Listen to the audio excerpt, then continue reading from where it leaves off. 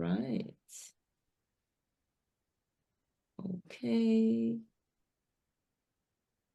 Hello, everybody. I see a couple of attendees streaming in. Thank you for taking time out of your Saturday and your Easter weekend to be joining us here today. Sienna, hi. We know we're very Recording in progress. Oops, let me just mute that. Okay.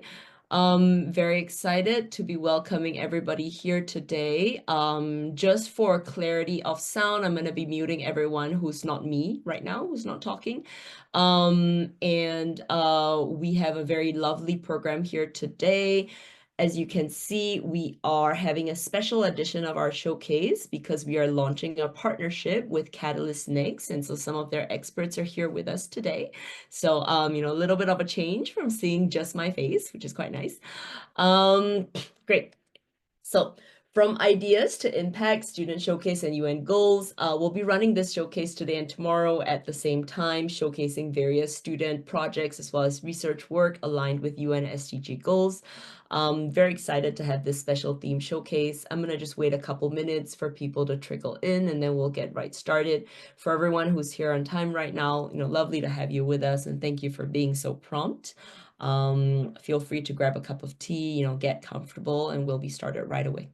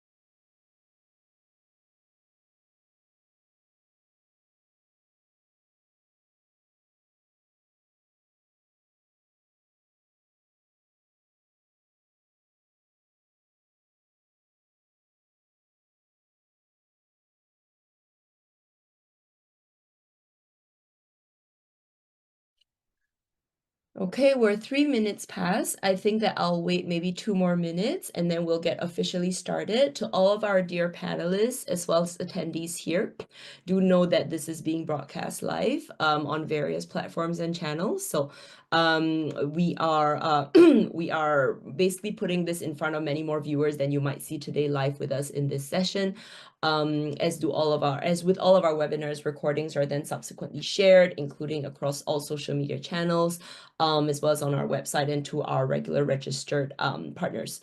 So usually we can expect something like a reach to a couple hundred people with post-event sharing. So this channel is this webinar is obviously being recorded. I've already said that. Just wanted to kind of let everybody know before we officially proceed. In the next minute or so, while we're still waiting on more people to trickle in, I thought that I would give everybody a little intro about the Leadership and Innovation Lab for those of you who are not yet familiar with it or not yet familiar with who I am.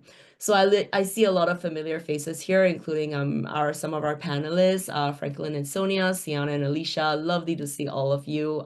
We've been working together for a long time. I don't actually remember the last time that I've seen you guys in real FaceTime though. So always lovely to see your faces. As part of the Leadership Innovation Lab's work and my work is that we kind of basically do the A to Z from helping students run their projects, initiatives, ventures, organizations. It could be anything.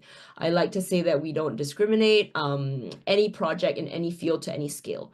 So, it could be something as perhaps as straightforward or simpler as a literature blog reviewing one's favorite poems, or it can be something much more, larger scale, like some of the projects that we're going to see here today, which were birthed from the Leadership Innovation Lab. Now, obviously, I don't take full credit for any of the projects that we're seeing here today. Full credit goes to the people who are talking about their projects here today. All I did was kind of give them a supporting hand along the way. These are very brilliant students that we're going to hear from today, who, absolutely deserve full credit for everything that they've done that are aligned with these SDG goals and, pretty revolutionary and groundbreaking in their own ways. All right. We're now 5 minutes past. So as promised, I'm going to get started over here. I see that we have some attendees with us and our panelists are all here. Thank you everyone for being here today. I will get started. My name is Maya and lovely to be your host today. As promised, we are doing a student showcase on UN goals. It's going to be today and tomorrow at the same time, talking about bringing ideas to impact. Now, the agenda that we have today is right now, we're going to talk a little bit about what's so exciting about our showcase today, which is the official launch of the Leadership and Innovation Lab's partnership with Catalyst Next, of whom we have several key representatives with us here today, Advit, Tommaso, and Jiaqi. Thank you so much for, taking time out of your precious weekend to be here with us today. Very excited about this launch that we've been building up to for some time now. I think that, it's the start of something big and beautiful, and I can't wait. We'll, of course, have some opening remarks from Tommaso, and then we'll go on to our student presentations, showing you 3 cases of how our student projects can be aligned with UN goals and what they're doing in those respective fields. Then we'll hear a little bit through our panel discussion from all of our esteemed guests, followed by finally some closing remarks from Advit, who's here with us today as well. So, pretty lovely agenda for the next, I would say, hour, 15 minutes, hour and a half or so, depending on how that goes. And hopefully it's going to be a fun, stress-free session for everybody. So no need to worry. Hang tight. Let's get started. First off, about our partnership.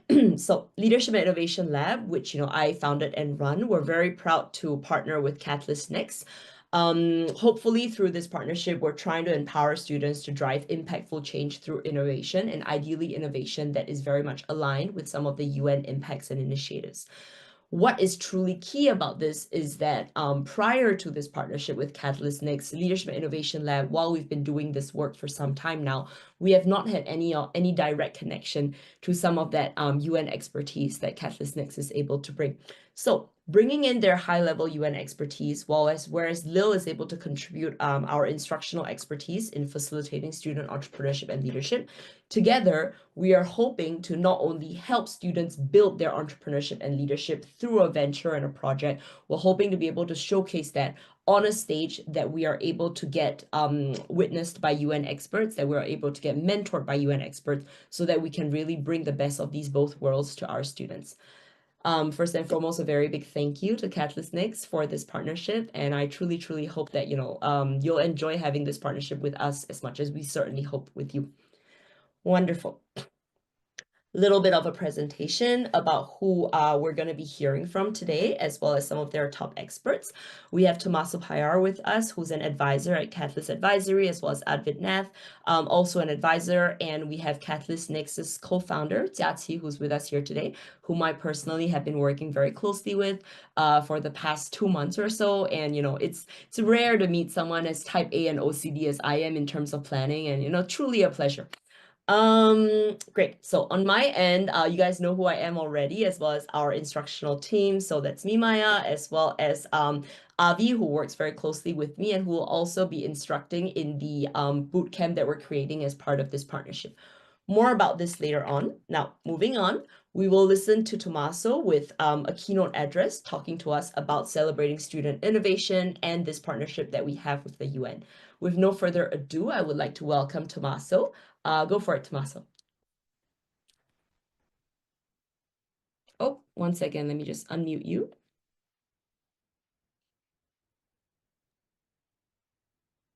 Hi, Maya, and hi, everyone. Thank you very much for having me today. It's really great to connect with you. By the way, I'm really impressed by the energy of Maya and the engagement I've seen from the students. It's clear that we have a lot of talented people here joining today. We are here today to celebrate the innovative projects that these high school students have done. And we can discuss how we can connect their ideas with the important work of the United Nations, work that myself, Advit, and Jashi we have seen firsthand. We are also marking the beginning of a new partnership between Leadership and Innovation Lab, Maya, and Catalyst Next, which aims to build a practical link between students and the goals of the United Nations. I had some time to look at the projects that have been done by the students. Sorry if I look at that before you presented it. And I have to say that I'm really genuinely impressed. For example, Franklin Zhang 30 Days Challenge demonstrates how technology can empower individuals to track their personal goals in areas like well-being and environmental responsibilities. Alicia Lee's Food for Thought uses AI modeling to reduce food waste in households. It's great. Food waste, we need to stop it. Chana Tuzo Tack and Tech explores the interaction of technology, notably AI and machine learning, with various domains, including comedy, ecology, psychology, and feminism. A lot of creativity here. These projects are important because they are tackling real-world problems with a lot of creativity and fresh thinking. It's a reminder that good ideas can come from everywhere. My background involves nearly 20 years in the United Nations in change management and strategy consulting. I've seen firsthand how important it is to bring different perspectives to the table.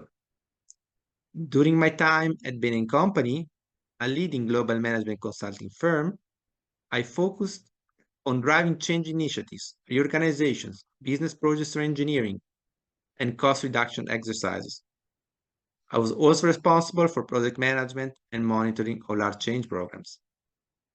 As a founding member of the United Nations Advisory Alliance, I led numerous change initiatives at the World Food Programme and other UN agencies, focusing on areas like strategy development, advanced data analytics, transformation design, and operational excellence.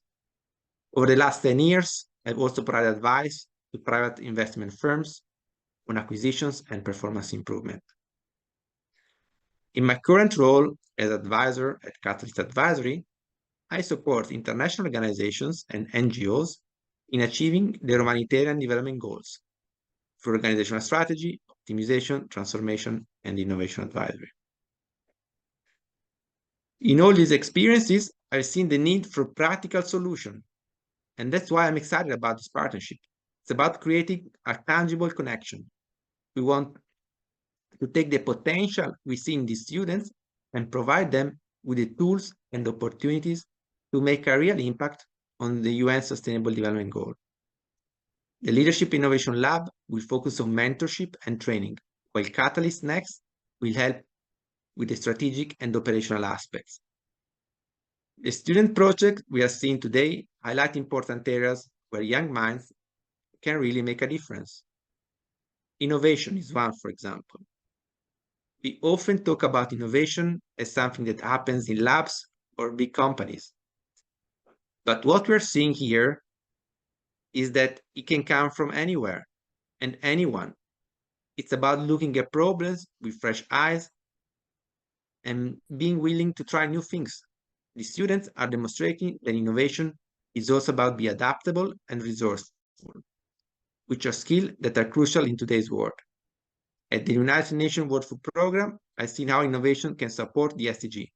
For example, WFP has been using blockchain technology to enhance transparency and traceability in its transactions. WFP is also using iris scan technology for identification of beneficiaries, ensuring that aid reaches the intended recipients. Let's talk about finance now. Students are exploring ways to improve financial literacy, which is a key global issue. We are developing tools that make financial concepts easy to understand, especially for younger people. This can lead to better financial decision-making in communities. We are also looking at things like micro-lending platforms or using blockchain for transparent aid distribution. These ideas can help make financial systems more inclusive and accessible, which directly aligns with the goals of reduced poverty and inequality. Let's talk about technology now. We are seeing students using AI and other technologies to tackle complex problems. For example, they are developing systems that can monitor environmental changes or create educational tools that are more accessible for everyone. These are areas where fresh perspectives are valuable. Students often have a better understanding of the latest technology, and they're not afraid to experiment. This can lead to innovative solutions that more established organizations might overlook. The United Nations is also using AI.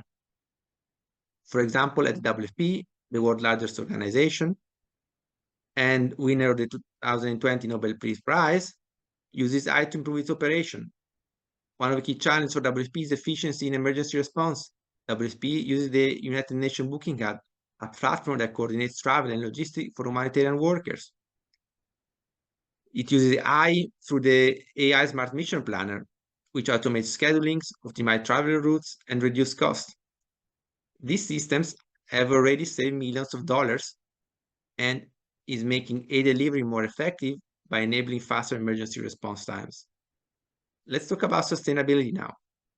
Many students focus on climate change and environmental issues, addressing waste management, sustainable material, and renewable energies. They bring urgency to the new approaches, often centered on circular economy concepts. UNESCO Man and Biosphere Program, for example, uh, is a key example of environmental sustainability. It helps humans and nature coexist substantially through biosphere reserves. For example, the Po Delta Biosphere Reserve in Italy balances conservation with sustainable development using zoned areas, core areas for protection, buffer zone for research, and transitional area for sustainable local activities. Students and young professionals are crucial for evolving sustainability. Their innovation combined with unique expertise is vital for conservation's future. This partnership connects them directly. We often underestimate the contribution young people can make. This partnership is about providing a pathway for their ideas to have a real world impact by connecting them directly with UN missions. Thank you very much for your time. Over to Maya. Thank you so much, Tommaso, for this lovely keynote address. I think you covered on a lot of these lovely points, as well as set us up for going over to our student presentations next. We'll do that right away. Quick recap of what Tommaso talked about. So about students tackling real-world problems with creative solutions, specifically about how the UN is using innovative technologies to work on their SDG goals. I think Tommaso mentioned something like blockchain technology, as well as some of the AI integration that the UN is using. So key impact areas, innovation, finance, tech, and sustainability. More importantly, I think his overall point was that the UN needs you. Beyond their experts, beyond the UN organization itself, the UN needs everybody else to care about what they're doing in order for some broad-based real-world impact. On that note, let's move on to see how all of our students are doing about UN SDGs. So first up, we have Franklin and Sonia. Now, I don't think that it is remiss of me to tell you that Franklin and Sonia are brother and sister team. They are both here with us today. Two very, very lovely kids that I've had the pleasure of working with for some time now. It's adorable. Oh, that's just me. But yes, I have enjoyed working with them very, very much. A little bit about Franklin. So they're both in Washington State.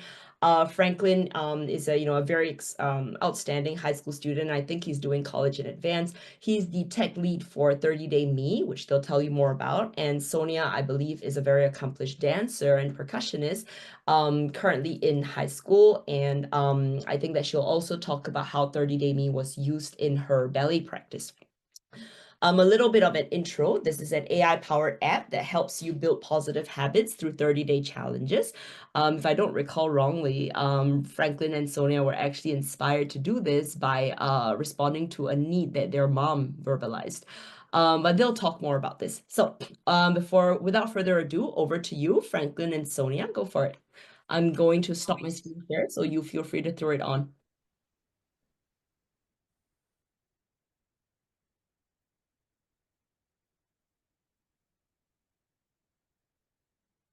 All right, give us 1 second. You're good. No worries.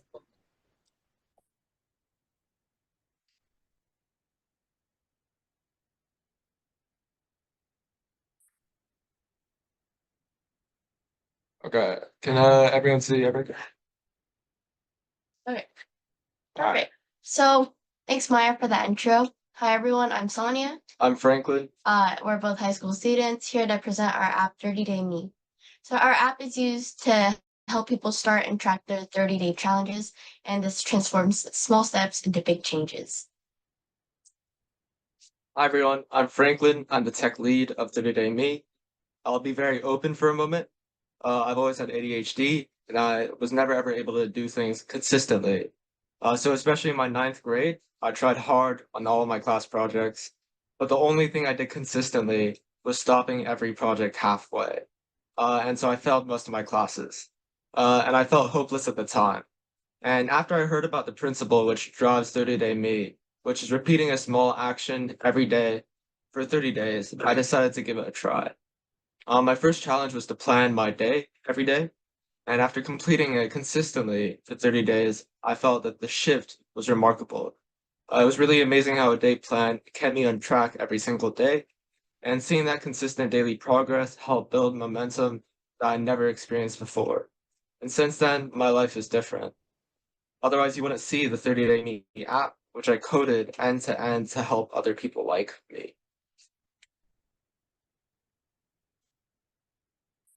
So next, we'll do a video of the app looks like.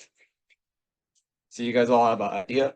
So first, we'll show you what it looks like to create a new challenge. You can either manually create a challenge with whatever you're thinking of, or you can also use our 30-day gen system to find a challenge that best fits your needs.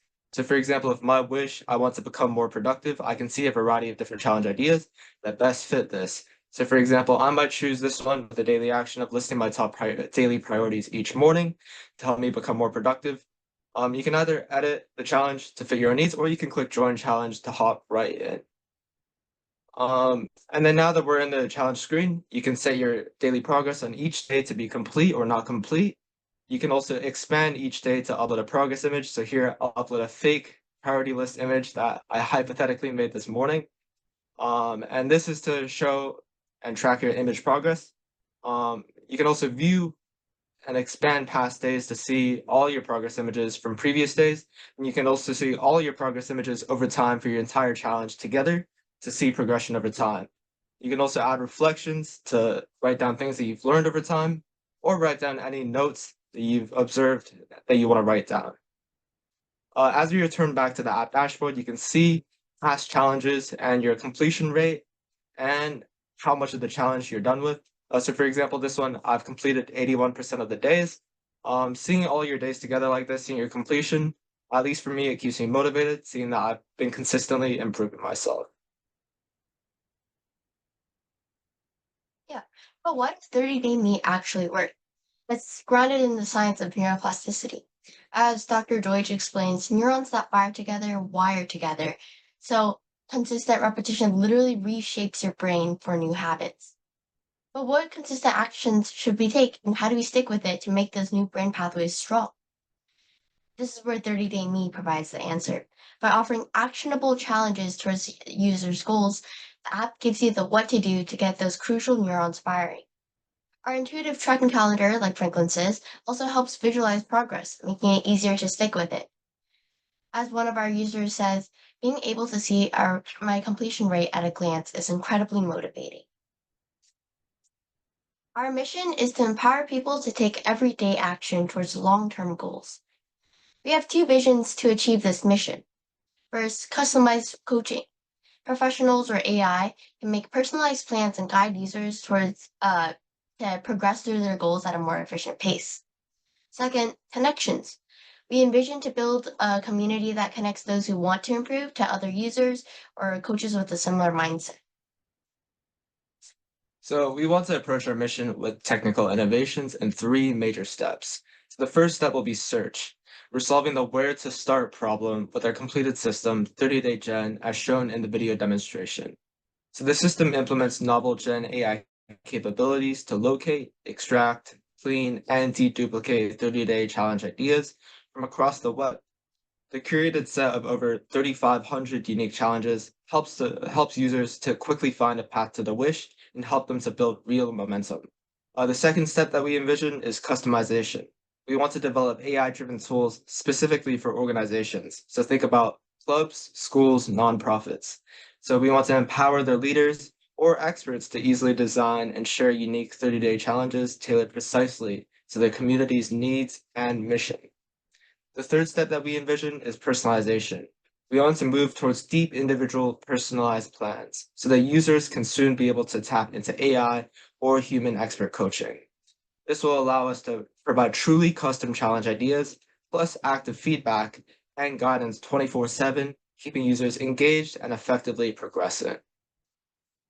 Yeah, we're currently establishing collaborations with three other organizations. The first one is Honda Dance Academy, which is a Chinese dance studio I attend in Seattle. Students there can use our app to improve dance techniques. For example, they can set challenges to practice splits, turns, core workouts, or turnout. And this makes practice a lot more consistent and manageable. I also teach English to Hongda student teachers from China, and now they're in the habit of writing 1 to 2 sentences of English every night to get more consistent practice. Second, Seething Sun Foundation is a kids book club with kids writing and illustrating their books. 30-Day Me can keep their members on a more consistent writing and illustration schedule, and this can help them overcome writer's block and also expand their artistic creativity. Lastly, Suncare SG is a youth wellness charity based in Singapore. They have professional volunteers who can customize challenges for neurodivergent kids, such as taking daily walks, identifying others' emotions, or avoiding dirty words. But our app not only helps people to improve themselves, but also improve the world at the same time. So our platform strongly aligns with the United Nations Sustainable Development Goal number 3, which is ensuring healthy lives and promoting well-being for all at all ages. It enables health professionals and wellness centers to design habit-creating challenges, so this can help improve better nutrition, sleep, mindfulness, and fitness. And through our partnership with SunCare, as mentioned before, we support children navigating neurodivergence challenges, and with Honda, we provide dance opportunities for people aged from 5 all the way up to 70 to improve their flexibility and general mobility. We also promote healthy habits such as daily fast walking. This helps to combat obesity, and we can also encourage weight training to increase physical activity and reducing sugar intake to lower risks of non-communicable diseases. Yeah, 30-Day Me also addresses UN Sustainable Development Goal number 4 really well, which is ensuring inclusive and equitable quality education and promote lifelong learning opportunities for all. Our app empowers schools, tutors, and education programs to cultivate lifelong learning habits, strengthening reading, writing, numeracy, and critical thinking skills. Our partnership with Honda helps Chinese teachers learn a new language, and with Seething Sun, we can help kids develop writing and illustration skills. Our app can also promote habits like spending 15 minutes daily on a new vocabulary or math to increase literacy and numeracy rates, reading 20 pages of a book every day to build up pleasure in reading, spending 20 to 30 minutes to watch MOOC lectures and work through course materials, or like Franklin does, writing out a to-do at the start of each day to reduce procrastination. Our app helps people set up consistent habits that assist them throughout their lifetimes. So UN Sustainable Development Goals are super important, but they can often feel distant to our everyday. So to inspire people to take action and contribute, we want to use 30-Day Me and the app as a catalyst, connecting students around the world to UN directives. So there are 3 key parts: United Nations experts, schools, and students. The UN experts serve as the coach and design UN SDG-aligned challenges, including and going beyond goals 3 and 4. Schools around the world serve as the connectors. They organize students to participate in the SDG-oriented challenges. Students are the participants. They take the challenges, form habits, and improve themselves, and also improve the world at the same time. Additionally, students can also propose challenges aligned with the SDGs, and UN experts can select good ideas to push to communities. And with that, we would like to hear from the UN experts for feedbacks and suggestions. We also encourage you to try our app, which can be accessed to the URL at the top right. Thank you. Thank you, Franklin and Sonia. We will have time for feedback and mutual discussion session in a bit during our panel. So I'm going to ask our UN experts to circle back to that in a second when we have that panel. And I also want to thank you guys for this lovely presentation and being so on time.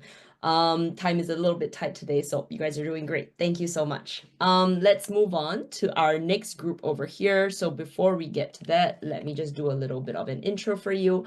Case number 2, we have Alicia with us here today. Alicia, hi. And I've been working with her for what, at least a year and a half, 2 years? I feel like I've known you for a long, long time, Alicia. And so Alicia is going to talk to us about food for thought. And Alicia is a junior at Horace Mann in New York City. And she's dedicated to using AI to talk about environmental issues, specifically food waste management. And so I think she made a kind of AI model about a smart fridge tracker. She'll know better than me to talk to you about it, as well as original content and curriculum to talk about food waste awareness reduction, education and reduction. All right, without further ado, go for it, Alicia. Floor is yours. All right. Oh.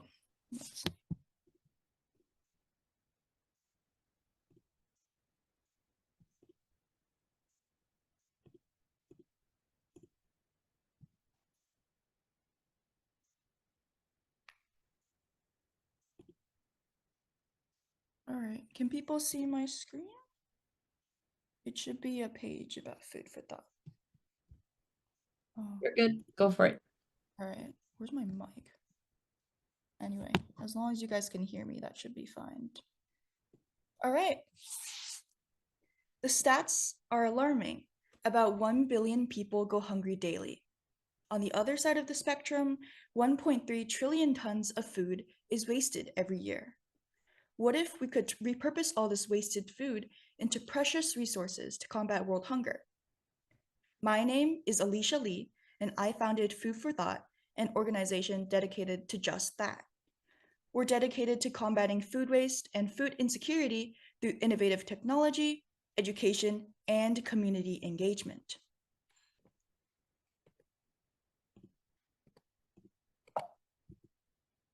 We empower individuals, particularly youth, to take actionable steps in reducing food waste, promoting sustainable food practices, and advocating for systemic change. Our goal is to create a world where food resources are utilized efficiently, ensuring equitable access to nutritious meals for all.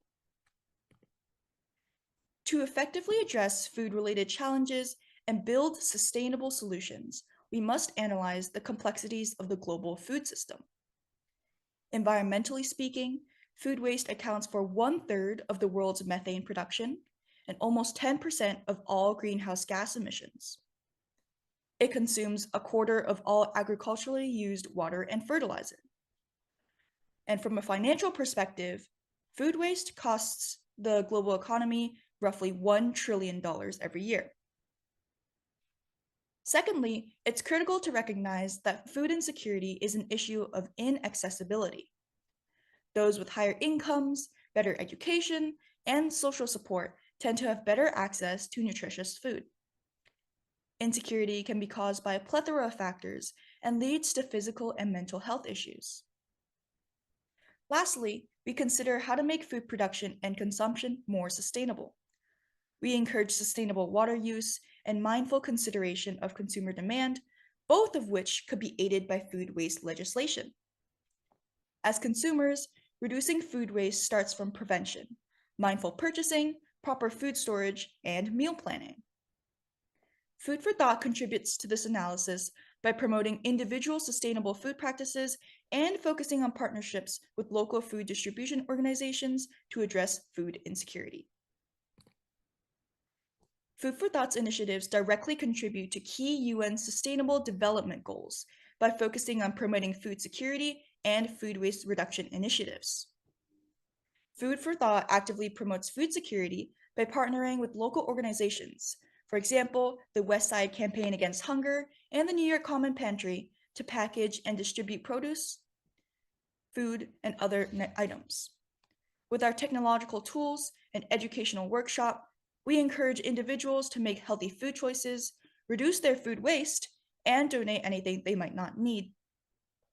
This aligns with UN SDG number 2, which seeks to end hunger, achieve food security, and improve nutrition and promote sustainable agriculture. Food for Thought also addresses sustainable consumption and production by encouraging mindful consumer habits, spreading awareness about the waste generated by food production systems, and reducing food waste. We work to limit a significant source of greenhouse gas emissions and reduce the wastage of important resources such as water, land, energy, and money. This relates to UN SDG number 12, Responsible Consumption and Production, which focuses on decreasing our environmental footprint, responsibly using our resources, and improving sustainable infrastructure. Furthermore, Food for Thought recognizes the intersectionality of these goals. For example, promoting sustainable food systems is crucial to both ending hunger and protecting the environment. The first of Food for Thought's 3 components consists of an educational workshop exploring food waste from multiple angles, including its causes, cultural dimensions, and potential solutions. We discuss the devastating environmental impact of this waste and encourage our audience to take initiative by being mindful of their purchases, composting, and donating excess food. The second component of Food for Thought is the multifunction refrigerator agent, the MRA, backed by an AI model. We developed this model to demonstrate how technology can be leveraged to combat food waste and improve food management. The MRA is a user-friendly system that tracks food inventory. It organizes your data, meaning your food list, according to expiration dates, and even includes a recipe recommendation system. The MRA is currently patent pending and has 300 users. By providing accessible tools for every household to prevent waste, Food for Thought aims to take the community closer to complete food security while making our Earth more green. Here on the slide are 2 screenshots of the MRA hard at work. On the left is the food list, and on the right is the recipe recommendation system. We are also deeply committed to our community. To raise awareness about environmental issues through literature, Food for Thought organized a climate fiction writing contest based in Toronto. We encourage students globally in grades 6 to 11 to submit short stories, articles, or poems that paint vivid pictures of worlds grappling with environmental challenges.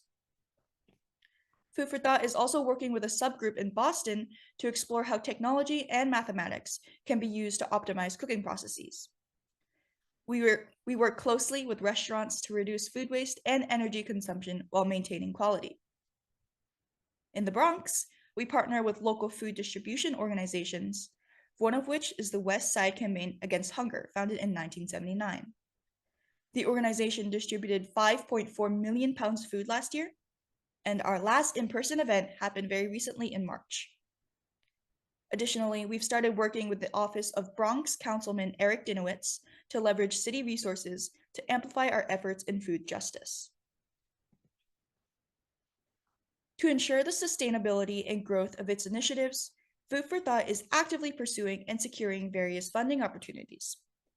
We've received a $1,500 grant from the Mayer Foundation, $3,000 from the Leadership and Innovation Lab Fund, and an in-kind $24,300 grant from the Gadfly Project. We plan to use the first 2 grants on expanding community engagement and utilize the in-kind grant from the Gadfly Project to develop an app version for our MRA, thus making it even more accessible. We are currently pending decisions from the 7 grants on the screen here. Food for Thought is committed to expanding its reach and impact to create a more sustainable and equitable food system. 1, we plan to scale existing programs and strengthen our partnerships by hosting more frequent events within our local community, whether they're for food distribution, packaging, or working in community gardens.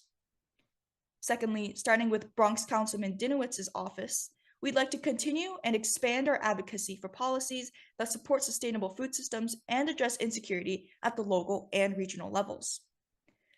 Third, we plan to build on our MRA model to optimize operations and reach a larger audience. Besides the educational workshop, Food for Thought is expanding to literature and art such as our climate fiction writing contest, and we aim to launch new initiatives to address emerging challenges, such as urban agriculture and a personal food donation system. The Food for Thought project works to reduce food waste and nourish our communities, a mission intrinsically connected to the UN's SDGs through innovative technology, education, and community engagement. So, next time you go to the grocery store, we encourage you to only get what you can finish. If all else goes wrong, our MRA is here to save the day. Thank you so much for listening to my presentation. My name is Alicia Lee, and this is Food for Thought. Thank you so much, Alicia. That was great. And everyone is being so punctual today that I feel, honestly, lovely. Thank you. Thank you. No, you're welcome. Thank you. Let me just replace the current share. Thank you very much for that, Alicia. Dear audience, we will have time to get back into these projects that you've heard about during our panel discussion in about 10-15 minutes time. So don't worry, you'll have a time to revisit them and hear about everyone's opinions about it. Let's move on to our third and last case of today by my lovely Sienna, whom I'm also had the pleasure of working with for some time now. Hi, Sienna, good to see you. Truly one of the loveliest girls I've ever met and a wonderful student. Sienna is going to tell us about Tact and Tech, which is kind of Sienna's exploration of the impact of technology and its intersection with many various aspects of our society, ranging from psychology to women to comedy to ecology, all of that. So Sienna is very passionate about exploring questions about identity and very dedicated specifically to many women's rights issues, particularly in male-dominated fields, as you can imagine, is tech. Interesting side note, she's also a nationally ranked competitive golfer, and she does a lot of, I believe, classical singing. So she's going to be telling us about combining technology with creative problem-solving approaches. With no further ado, I'm going to hand the floor over to Sienna. Sienna, go for it. Hey, let me get the screen share going.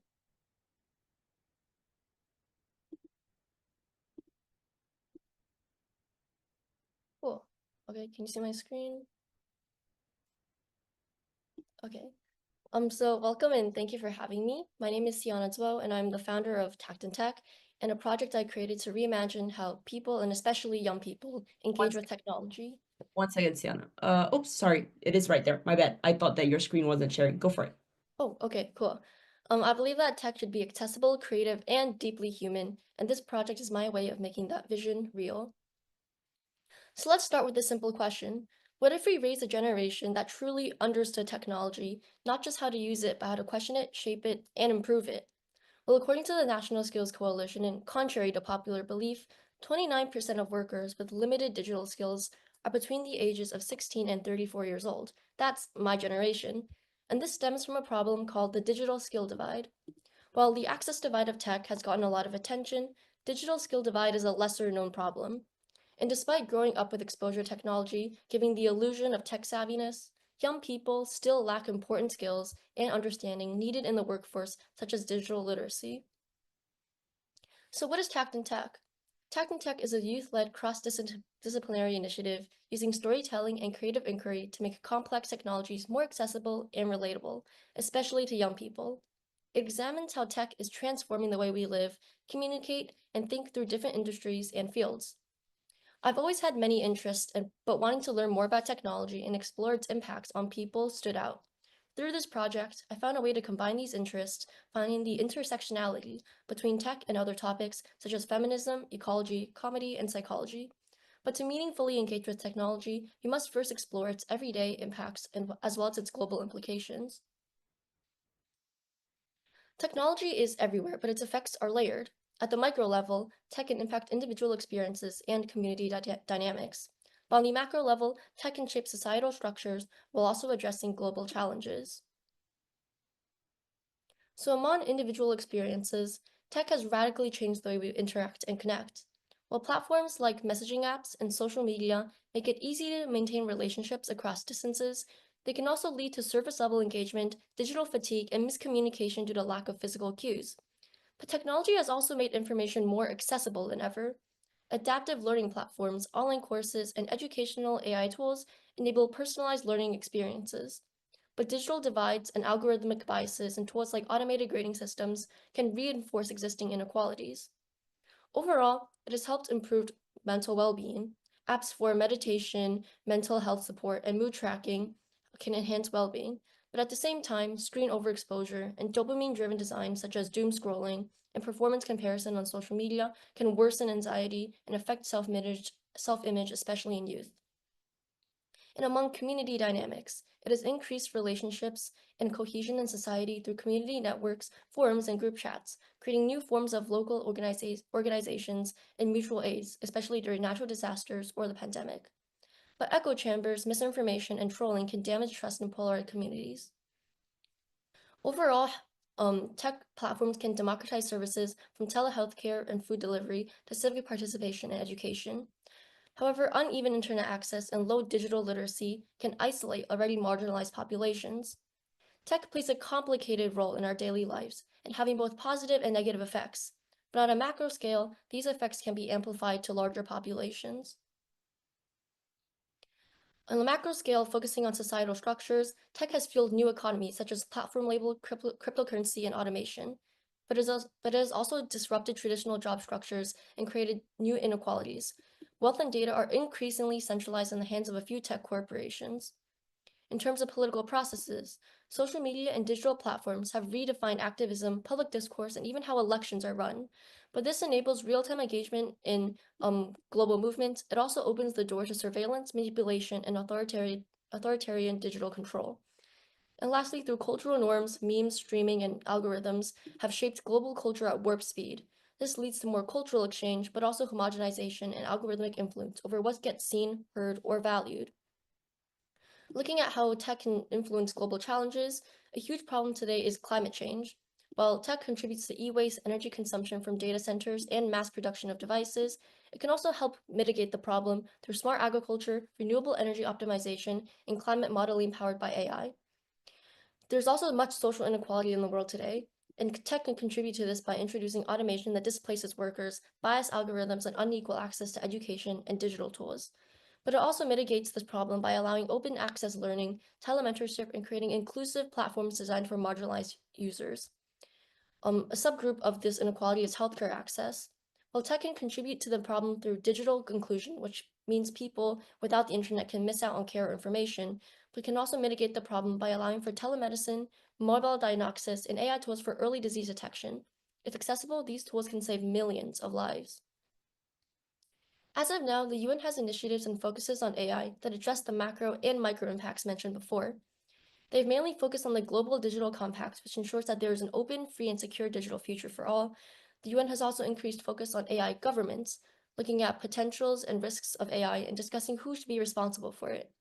As tech rises, ensuring that all countries have a digital infrastructure that ensures equitable access is very important. In addition to overall awareness and future goals, there's also been an increase in committees and organizations focused on leveraging technology for global issues like climate change and the digital access and skill gap. These initiatives show the importance of legal and ethical and regulatory usage of technology. So what is Tech and Tech's role in the development of tech? While Tech and Tech aims to bridge the skill and understanding divide by offering cultural, human-centered perspectives on emerging technologies in various fields. This will be done mainly through education.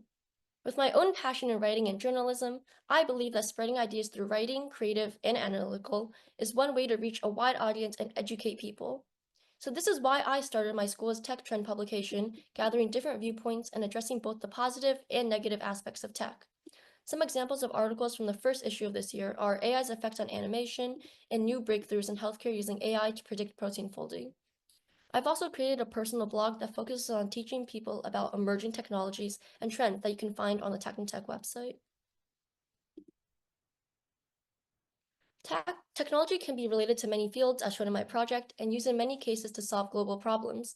The UN Sustainable Development Goals inspired many of my projects under Tech and Tech. The two I want to focus on today are SDG 5, which promotes gender equality, and SDG 13, which calls for urgent action on climate change. First, focusing on SDG 5, women are underrepresented in the tech field, and less than 30% of women 30% of the tech industry is composed of women, and that percentage is even lower in C-suite roles such as CEO or CFO. But women's stories in tech matter, and visibility, inclusion, and agency must start young. Tech can be a gateway to opportunity or a barrier to entry, and it is important that as it develops, the industry is open and accessible to all to people of all backgrounds. In addition, having diverse voices leads to better and more ethical innovations. Improving the overall landscape of tech innovations requires diverse voices and people from different backgrounds. It is crucial that the technology industry implements policies for all companies to have at least 45% female representation in their workforce. Mentorship should be established in tech companies to direct women on their career paths and help them succeed. So how has Tech and Tech done this? Well, through Tech and Tech, I've gotten the opportunity to interview female undergraduate students and PhD students at MIT to learn more about their research and stories of how they got into STEM. I wanted to document these stories so that young girls or people who don't usually see women in these fields are able to hear these stories and create new spaces where they see girls like themselves reach higher education.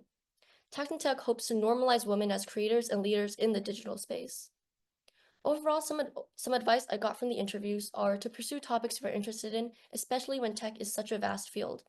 As for my project, you can see that tech can have huge intersectionalities between many fields, and finding what you're interested in and finding a way to combine it with tech can be really helpful in pursuing your interest in STEM. In addition, you have to be assertive and be your own boss and step outside of your comfort zone. Getting imposter syndrome in a male-dominated field is definitely a real feeling, and being able to take charge and challenge yourself can help increase self-confidence and develop resilience. And finally, embracing the intersectionality and interdisciplinary topics in tech. Tech is never a one-dimensional field, and being able to connect it to different fields is equally and probably more important than solely working with tech in a vacuum. Second, focusing on SDG 13, which means connecting greener futures with digital tools. SDG 13 focuses on climate action, and tech can play a huge role in helping mitigate climate change. Climate change is one of the world's biggest problems of our generation, and we often hear that tech is causing these problems, such as AI energy consumption. But tech can also help mitigate these problems. 10% of climate change is caused by food waste, and 3.5% is caused by consumption and energy. Tech can help monitor environmental data and changes in weather, and sustainability tools can be produced to ensure less energy is consumed when training AI or harvesting agriculture. And lastly, technology can be used to spread eco-conscious habits and awareness of the problem. So Tech and Tech's role in this is education and creating tools that can help solve the problem one step at a time. Having youth-led designs and solutions is important and can inspire young people into action. This is why I've developed an app to reduce food waste by tracking expiration dates called Wasteless. Similar to Alicia's project, I focused on trying to combat climate change, in addition to writing about the energy consumptions of artificial intelligence to educate people about the potential harms technology can pose to the environment. So a little more on my app waste list. What inspired me and my partner to make the app was seeing the large amount of food go to waste at grocery stores, schools, and restaurants. Seeing this problem, we posted a survey online gathering data on the habits of people in their daily lives. This led us to narrow the issue down to expired food, and ultimately create an app that prevents food waste by ensuring food is consumed before it is expired. After a demo of the app was made, we had friends and family test it and got overall positive feedback, where users were seeing an overall improvement in not wasting expired food and being more conscious of what they consumed. With this success, we submitted the project to Technovation and made it to the final round. Tech and Tech not only explores tech's intersectionality with women's rights and sustainability, it also looks at the intersectionality between comedy, literature, and psychology. In the comedy field, I've written 3 comedic sketches that focus on the over-reliance and negative effects of tech on our daily lives.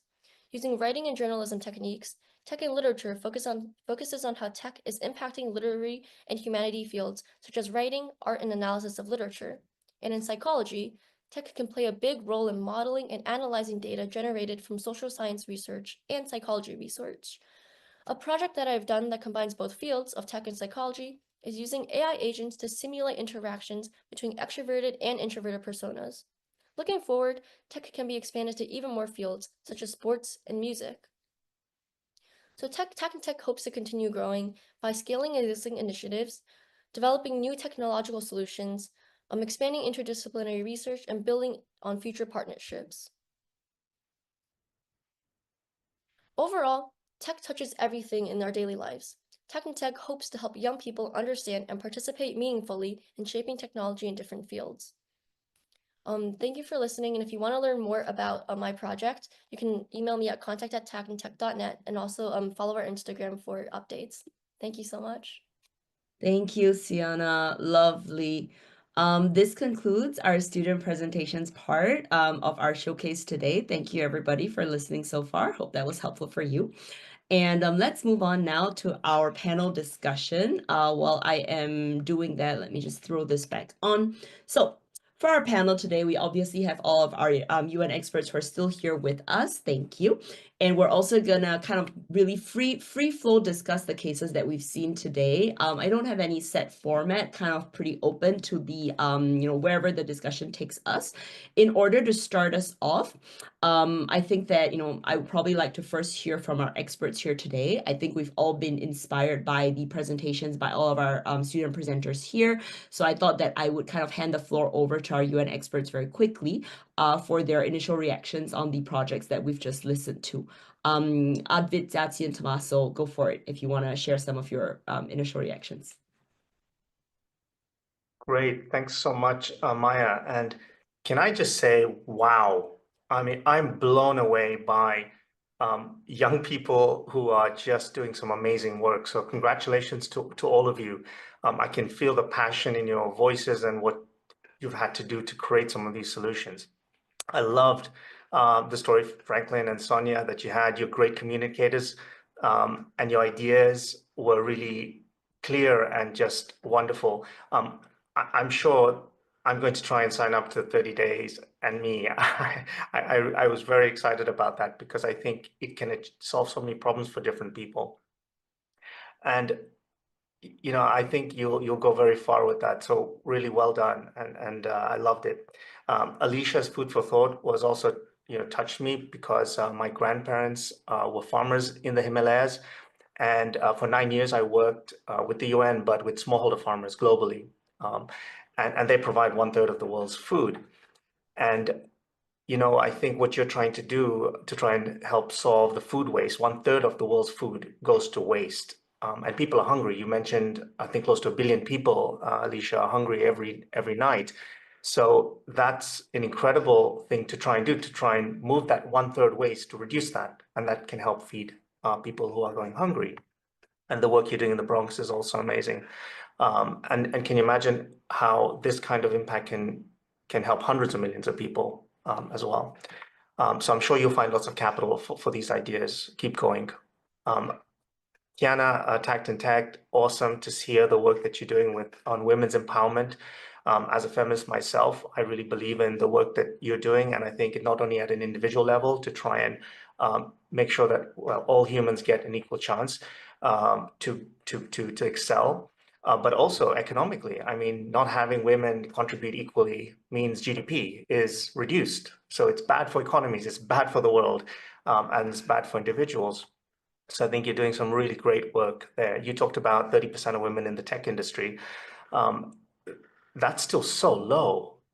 My sister-in-law is a senior vice president at Citibank in Singapore, and she told me she was the only female in an entire class when she was in the University of Toronto, an undergraduate, and she's a computer scientist. So it's important that we see 50% of women or more in classes, and it's going to be the future because tech, AI, blockchain, Web3 is going to be everywhere. It's probably going to take hold of 80 to 90% of jobs today. So I think learning is critical right now. So I really encourage you to continue doing the work you're doing as well. Really impressive work as well. So I'll stop here and back to you, Maya. Thanks for that, Advit. I think some of you here today may be aware, but for those who don't, I'm originally from Singapore. So hey, when you mentioned that, I kind of just lighted up a little bit. But yes, you are right. The female representation, especially at higher levels on the hierarchy, is absolutely desolate. Very, very sad. Something that definitely should be worked on. But I don't know whether actually this is me being extremely frank, whether I'll see that in my lifetime. I honestly don't know. I hope so. I hope so. But I certainly hope that you guys will see in your lifetime, all of our student presenters here. I think that you're all a lot younger than me by how much I will not reveal, but I'm hopeful that you'll see it in your lifetime, that, you know, we'll see something like 50-50 representation. Definitely a very worthy goal to work towards. And thank you for those wonderful remarks, Advin. Tommaso, would you like to add something?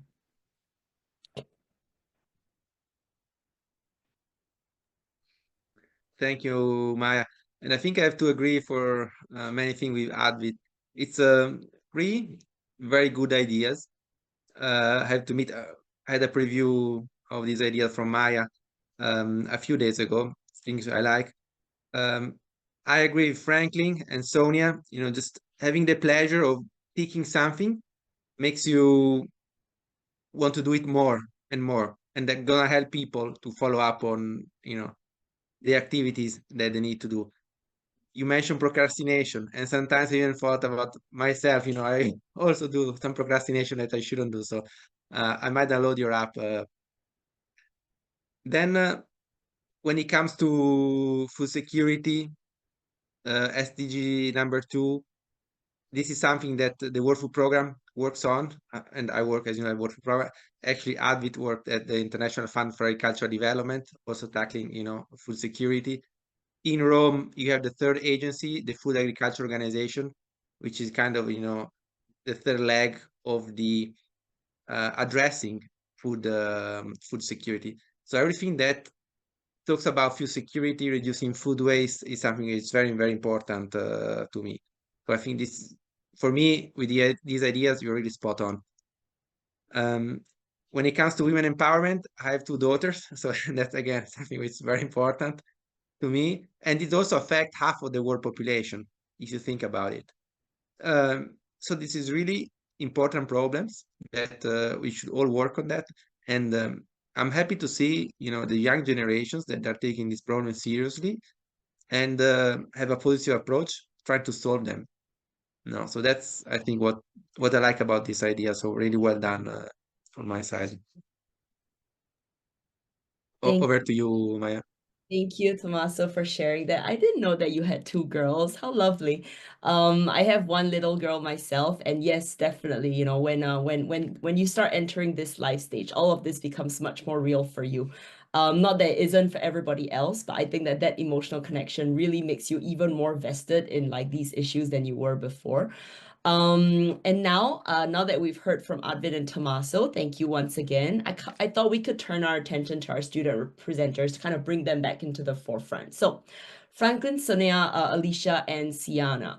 Kind of first off, how does it feel to have your work recognized on this forum after what our experts have just said over here? And kind of what are your key takeaways from each other's presentations? Now, I'm not going to go in order, so, you know, feel free to kind of just unmute yourself and go ahead. I'll go first, I guess. I think, at least for me personally, it's really cool that an app that I created to somewhat help myself and also help other people like me, seeing it get recognized and creating impact. I think that's super cool. Makes me feel pretty good. I think it also it definitely does highlight how technological innovation and advancements in AI capabilities have definitely created a lot of opportunity to create societal impact.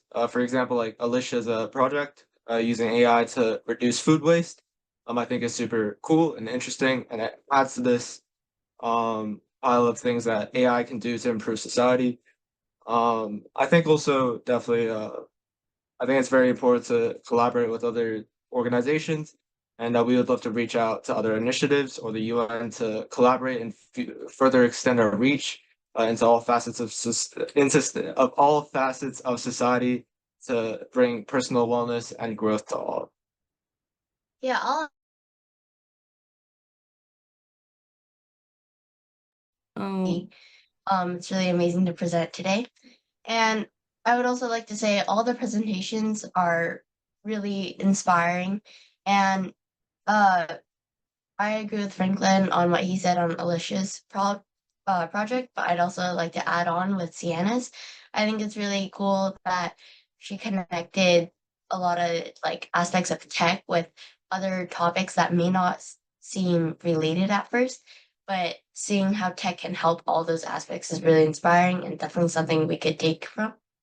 And then also, it's really cool that with us, like, we're all quite young still, but we're all using our skills and passions to help solve problems that are way bigger than us, which I think is really amazing. Um, oh, one more thing, I guess, is I noticed that all of us, we all incorporated some kind of collaboration or interdisciplinary like um element to enhance all of our projects, which I think is really cool and definitely something that we should keep doing. Lovely. Thanks, Franklin. Thanks, Sonia. Did you guys want to add something, Sienna or Alicia? Yeah. I'd like to add on. Yeah, I'm grateful to have the opportunity to share Tech and Tech and also engage in like important conversations of how our projects can follow the UN sustainability goals. Yeah, I want to say that Franklin and Sonia's project was really inspiring, especially since it stems from their own personal story. And I feel like the idea is really helpful, and especially for students and people who may procrastinate a lot or have a lot on their plate. So that's definitely a really cool idea. And also being able to see how other people's projects also relate to UN's SDG goals, but in different ways. How Alicia focused more on like zero waste and food inequality, while I focused more on climate change on a similar problem. Was really cool to see how we all have different perspectives on the sustainability goals and also our own projects. And I think it was overall really cool to see how everyone found a way to connect their project to the UN SDG goals. Yeah, I agree. I think it's really rewarding to see how each of our projects has made an impact on our community. I think a lot of times people have a misconception that only like the larger organizations or people who have more impact or more reach, for example, in the area that I've been working on with my project in like environmental issues, many people think, oh, it's all the big corporations and companies that are producing all these, for example, greenhouse gases, and we can't really do anything. But I'd like to show that like individual actions can really have a big impact, and together we could do something that could really help reduce our environmental impact. And uh yes, I also really liked how all our projects incorporated some technology of some sort. I really think that, for example, Franklin and Sonia's generative AI for their different challenge selections was really cool, and I think it's also pretty similar to my recipe recommendation system. So I'm really excited to see how AI can play a larger and larger impact in all of our projects. And yeah, Sienna's, I really liked how you managed to use technology to incorporate and touch on so many different disciplinary aspects, for example, like the environmental component, but also empowering women, and also all the different, subjects that you mentioned, ecology. Yeah, what are the other ones? I'm so sorry.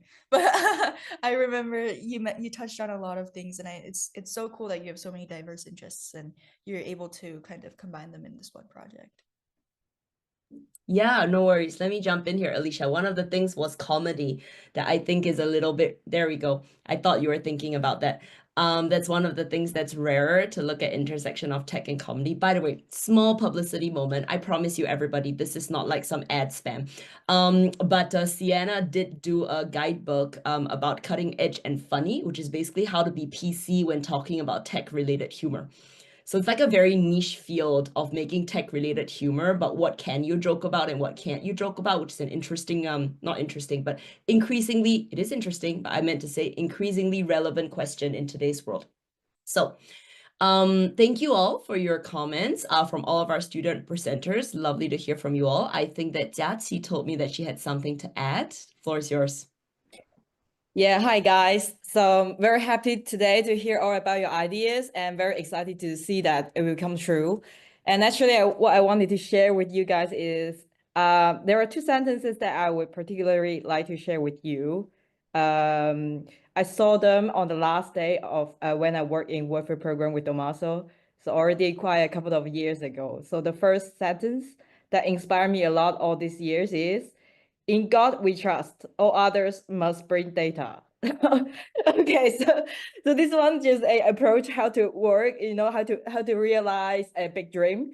Like, but the most important one is I think today it is still in the canteen of warfare program in Rome. So it's, "Never doubt a small group of committed people can change the world. Indeed, it is the only thing that ever has." So this is what I wanted to share with you and encourage you to continue, to dream big and to continue to realize your dreams. Yeah. Thank you so much for those wise words, Jiaqi. I enjoyed them. Actually, I heard a slightly different version, which I think is it was hung in an auditor's office. I think it was one of the big four auditory firms. I want to say Deloitte or somewhere. But it says that in God we trust, all else we audit. So that was the version that I heard. And yes, definitely about, how all revolutions start with a small group of people. This is actually something that I talk about to my students all the time, which is that, if you know this, bear with me, but on average, statistically, it's been discovered that it takes about 10 to 17 years for a marginal idea to become mainstream. So it means that something that what used to be fringe, imagine something that is so commonplace today, like women should have bank accounts, for example. That used to be a marginal idea. And it takes 10 to 17 years for any marginal idea to become mainstream. So just because it doesn't feel like it's moving, it doesn't mean that it's a failure or you should give up. It just takes a long time for anything to become mainstream.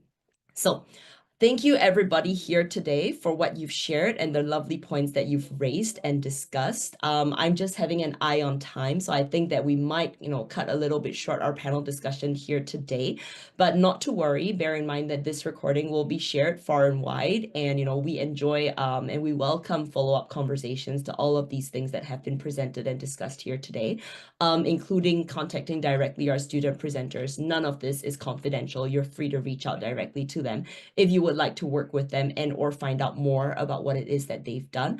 Contact information will be freely shared. I'm just going to move on a little bit now with our agenda, because I do want to speak to you about something rather exciting. So in the spirit of our collaboration with Catalyst Next, with Tommaso, with Advid, with Jiaqi, what we have done is that we've created something that I'm personally really excited about and proud of. Brand new and exciting, which is our next generation United Nations Leaders Bootcamp that we're starting this summer. So I will personally be instructing at this bootcamp. So will some of the faces that you see here today, including Advid and Tommaso. They will all be present as part of our UN expertise at the bootcamp. It's really designed for ambitious and, very promising high school students, like some of those that we've heard from today. And it's a one-of-a-kind experience that allows you to kind of work on your real-world entrepreneurship and leadership skills while also getting that specific UN mentorship and, more importantly, stage. So what can we really expect out of this program? We can expect that you would master skills that really matter, things like critical thinking, cost-benefit analysis, policy making, all in a very real-world specific UN context, meaning that we'll actually take case studies from real things that the United Nations have worked on and break those down with you to decide why is it that this was decided, what were the things that were considered, etc., etc. So doesn't get much more real than that. You'll be able to, of course, claim a Nobel laureate science certificate as a testimony to your participation and your contribution in this process. Get some very, very precious UN level mentorship. These people will personally be there to work with you on your projects. You'll be able to present your work to a panel of experts from the United Nations at the end, get some invaluable feedback in shaping those global policies or thinking through those international organizational level problems that are pretty rare for high school students. If you've ever been in or enjoy Model UN, this is like doing it on a full-fledged scale. Yes. You would have the opportunity to get a very coveted recommendation letter and, of course, eventually launch your international career way down the line with a UN internship. Now, some of you here may think that this sounds very far-fetched, but if I'm not wrong, I think that Jiaqi, who's here with us right now, started from similar roots. I can't say exactly the same, but similar roots into her career in the UN that is, as wonderful as it is today. And you'll be able to speak directly to Jiaqi at this bootcamp as well to ask her if you're interested. Great. This is happening, as I said, this summer in July and in August. We're running 2 cohorts this summer. So specific dates are all up there. QR codes are up on the screen and will be distributed to you. This is kind of our flagship of this partnership and the first of what I hope is many, many exciting things to come, such as showcase opportunities like this, such as boot camps that we run together. I honestly think that between Catalyst, Nix, and Leadership Innovation Lab, well, the sky's the limit. Let's see what we can think up of. Wonderful. Thank you for listening to this short presentation about our boot camp. Now, I'm going to pass us over to Advid, who's going to speak to us in his closing remarks a little bit about youth innovation tackling global challenges and the importance of collaboration and partnership. Now, without further ado, Advid, go for it. Thanks, Maya. What an insightful session today. Brilliant 3 examples from Sonia and Franklin, Alicia and Kiana, and great comments and introductory remarks from Tommaso, and Maya did a wonderful job coordinating and being a moderator today, and Jackie's comments as well. So today we've not only celebrated the remarkable achievements, and I really want to stress remarkable achievements. I know it's early days, but there's no question you're going to go to the sky, all 3 of you. And from what we heard today, we think we're all inspired. So keep up that amazing work and keep inspiring others.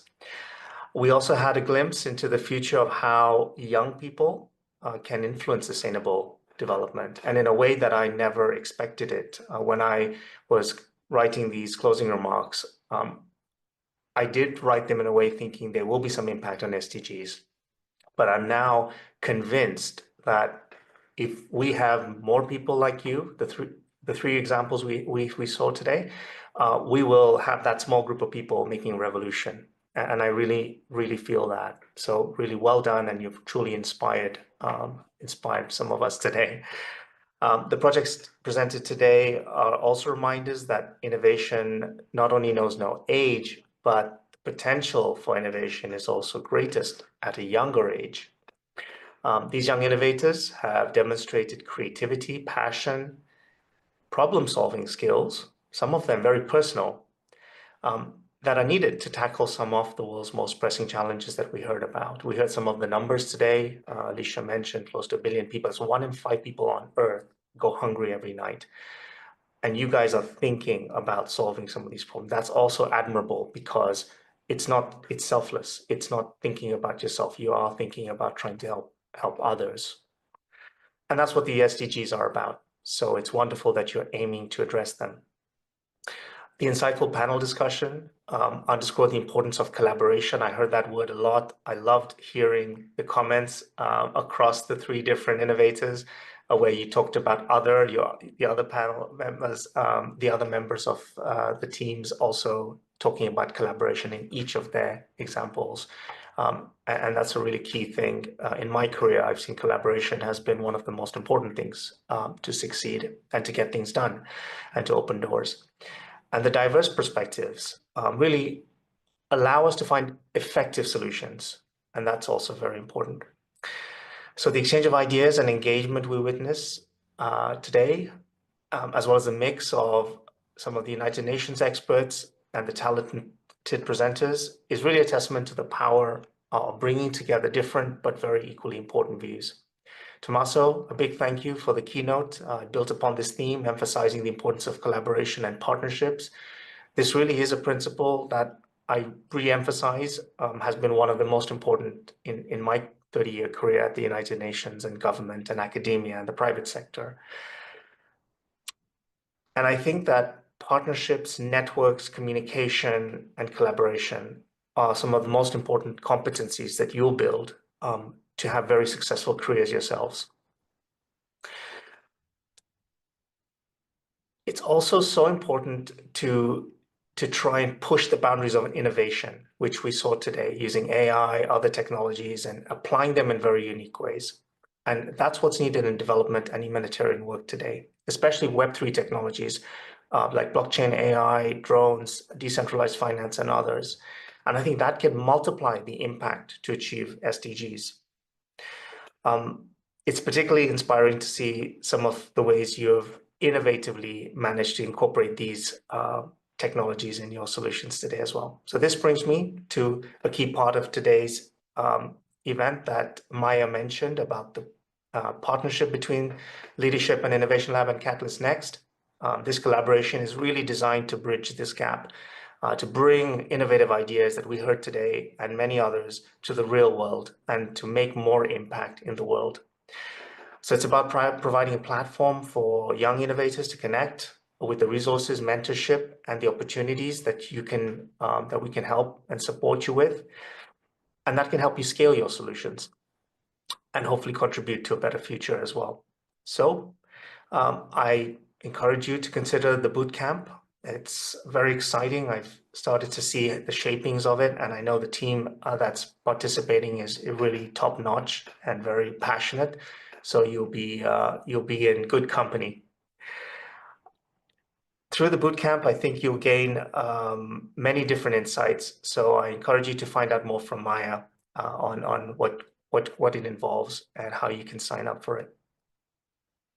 To close, I wanted to sincerely thank all of you for taking the time out of your Saturday and on Easter weekend.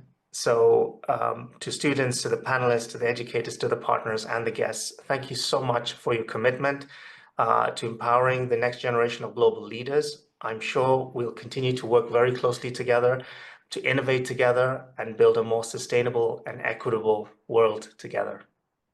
Thank you, and back to you, Maya. Thank you so much for that, Advit. I think that you've said everything that had to be said. I have barely anything to add.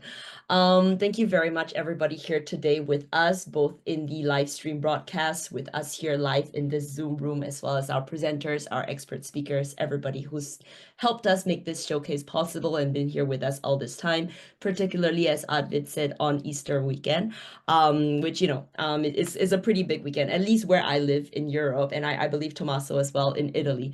So it's a sacrifice. Thank you, everybody. And we definitely are continuing our day 2 of our showcase tomorrow anyway, because you know, we always run 2 days of showcase and we can't fit all of our student content into one day anyway.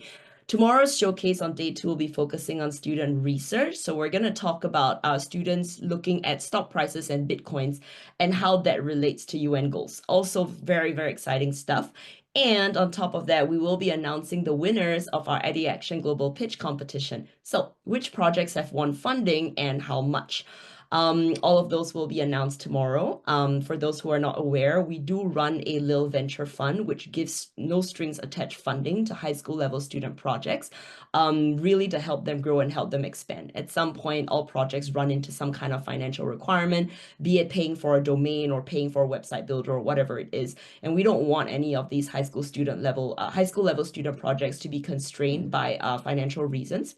And so, you know, we provide that funding and we provide monitoring and progress check-ins to help these projects achieve their full potential. So join us tomorrow to see which projects we've decided to fund. Just as a tiny sneak peek, I think that the total amount of funding requested this funding cycle was something like 95,000. So definitely, you know, very, very popular option and gaining in traction, which I want to thank all of you for. Great. Thank you for being here with us today. I think it's lovely to always be able to end on time out of respect for everyone's time here. Everyone has taken time out of their busy schedules to join us. We've heard from 3 student projects today, Franklin and Sonia, Sienna, as well as Alicia, talking about tech, talking about food waste, talking about sustainability, and more importantly, talking about what youth innovators can do in this world that at times seems increasingly chaotic. We do what we can. We try and make Zen and make peace in our little corner of the world. Looking at these examples here today, it does give me hope and inspiration that, you know, maybe it's not all that bad. And I want to thank all of you here today for giving us that hope, for making me feel this way at the very least. And you know what? Thankfully on Easter weekend. So Thank you to everybody here today. Have a lovely rest of your weekend. We will see you at the same time tomorrow for day 2 of our showcase. Thank you, Tommaso. Thank you, Advid. Certainly very grateful to have you here with us, all of our student presenters. Thank you all so much, and see you tomorrow, everybody. Goodbye. Goodbye. Thanks. Thank you. Thank Bye. you. Thank you. Thank you Bye. so much.